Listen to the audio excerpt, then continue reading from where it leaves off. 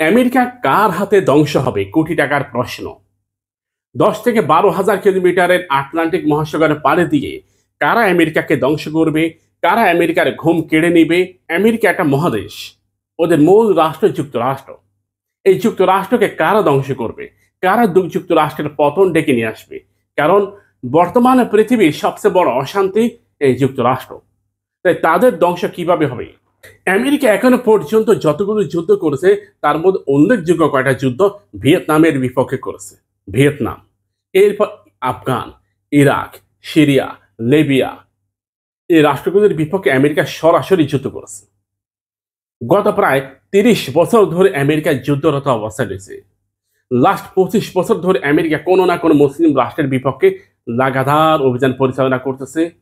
খণ্ডকালীন যুদ্ধ করেছে আমেরিকা পাকিস্তানে, খণ্ডকালীন যুদ্ধ করেছে তারা লেবাননে, খণ্ডকালীন যুদ্ধ করেছে তারা ফিলিস্তিনিতে, খণ্ডকালীন আরো কিছু রাষ্ট্রে খণ্ডকালীন যুদ্ধ করেছে।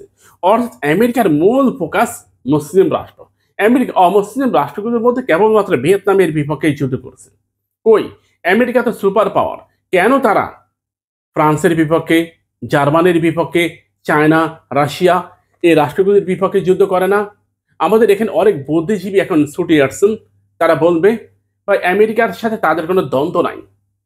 আপনি আমেরিকায় যাওয়ার জন্য হয়তো আমেরিকার গুণগান গাইতে পারেন, আমাকে যদি আমেরিকার নিউ ইয়র্ক শহরটা লিখিয়ে দেওয়া হয়, আল্লাহি আল্লাহ সুবহানাহু ওয়া তাআলার শপথ বিরোধিতা করেই থাকবো। আমি তাদের পছন্দ বিরোধিতা করে যাব।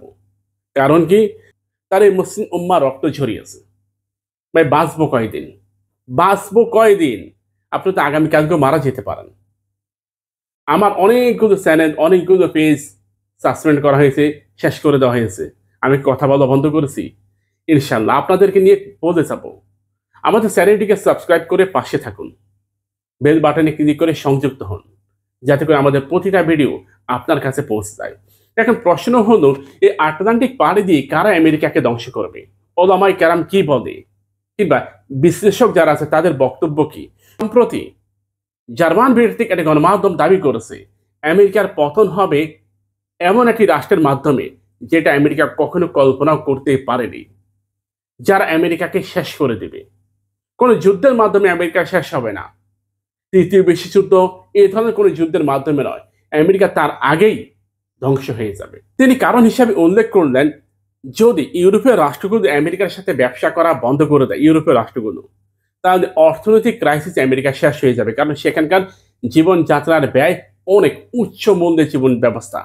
যদি ইরান বলেন, ইয়েমেন বলেন, কিংবা উত্তর কোরিয়া বলেন, কিংবা পাকিস্তান বলেন, কোনো না কোনো রাষ্ট্র থেকে, অথবা রাশিয়া অথবা চায়না, কোনো না কোনো রাষ্ট্র যদি আমেরিকার নিউ ইয়র্ক শহরে কিংবা আমেরিকার ওয়াশিংটন ডিসিতে একটা মিসাইল নিক্ষেপ করে, আমেরিকার বাসীদের মধ্যে একটা আতঙ্ক তৈরি হবে। যে আতঙ্ক আমেরিকাকে শেষ করে দিবে। কথায় আছে, বনের বাঘের চাইতে মনের বাঘ বেশি ভয়ঙ্কর। বনের বাঘ তাড়ানো গেলেও মনের বাঘকে কখনোই তাড়ানো যায় না। তাই আমেরিকা ধ্বংস হবে অতি ছোট, অতি ক্ষুদ্র কোন একটা জাতিগোষ্ঠী দ্বারা। এমন ভাবে ধ্বংস হবে যে আল্লাহ সুবহানাহু ওয়া তাআলা আযাবে তারা নিমজ্জিত হবে। আল্লাহ সুবহানাহু ওয়া তাআলা পবিত্র কোরআনুল কারীমে একটি আয়াতে বললেন, ইন্না বাতশা রাব্বিকা লাশাদীদ। আল্লাহ সুবহানাহু ওয়া তাআলা ছাড় দেয়, তবে ছেড়ে দেয় না। আমেরিকা অচিরেই ধ্বংস হয়ে যাবে। প্রিয় ভাইরা, এখন আমেরিকার বিপক্ষে কারা যুদ্ধের প্রস্তুতি নিচ্ছে? আমেরিকার বিরুদ্ধে বর্তমানে 4টি রাষ্ট্র যুদ্ধের প্রস্তুতি নিচ্ছে। তার মধ্যে উল্লেখযোগ্য একটা ইরান।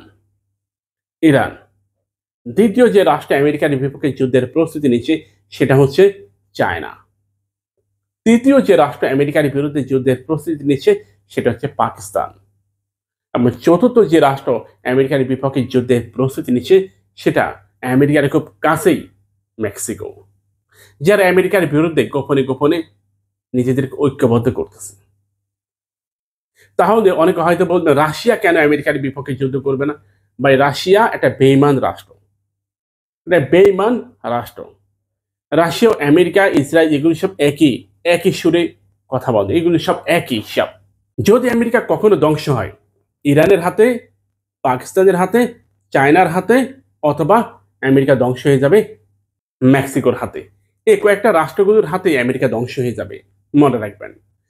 আল্লাহ সুবহানাহু ওয়া তাআলা এখনো পর্যন্ত যত বড় বড় স্বৈর শাসক ছিল, যত সাম্রাজ্যবাদ ছিল, প্রতিটা সাম্রাজ্যবাদকে আল্লাহ সুবহানাহু ওয়া তাআলা ক্ষুদ্র জিনিস দ্বারা ধ্বংস করে দিয়েছে। আদ জাতি, সামুদ জাতি কিংবা রাশিয়ার সোভিয়েত ইউনিয়ন সব শেষ করে দিয়েছে। কোনোটা কি বেঁচে ছিল?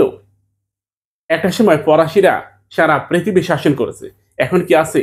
একটা সময় রোমান সৈন্যদের বলা হয়, রোমানরা পুরো দুনিয়া শাসন করেছে, এখন কি আছে?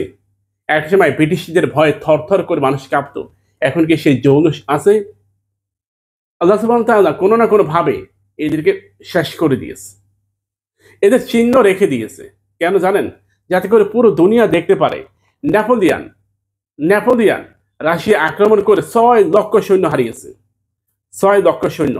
রাশিয়া কি ফ্রান্সের নেপোলিয়ানের বিপক্ষে যুদ্ধ করছে? না, অতিরিক্ত ঠান্ডায় আবহাওয়াগত কারণে। বললাম না, আল্লাহ সুবহানাহু ওয়া তাআলা কিভাবে ধ্বংস করে দিবে আপনি কল্পনা করতে পারবেন না। জার্মানি হিটলার 4.5 লক্ষ সৈন্য নিয়ে রাশিয়া আক্রমণ করেছে, ধ্বংস হয়ে গেছে। আমাদের দেশে ঘূর্ণিঝড়, হারিকেন এগুলো খুব কম পাওয়া যায়, কিন্তু আমেরিকাতে প্রতি বছর যে হারিকেন হয়, টর্নেডো হয়, অত্যন্ত ভয়ঙ্কর। এই ধরনের একটি টর্নেডো যদি আমাদের বাংলাদেশে হতো কিংবা দক্ষিণ এশিয়ার মধ্যে হতো, তাহলে শেষ হয়ে যেত। বিলিয়ন বিলিয়ন ডলার ক্ষতি হয় আমেরিকার। এটা কি ধ্বংস নয়? এটা কি ধ্বংস নয়? অবশ্যই এটিও একটি ধ্বংস, আমরা হয়তো অনুভব করি না। আমাদের চ্যানেলটিকে সাবস্ক্রাইব করুন, পাশে থাকা বেল বাটনে ক্লিক করে আমাদের সাথে যুক্ত হন।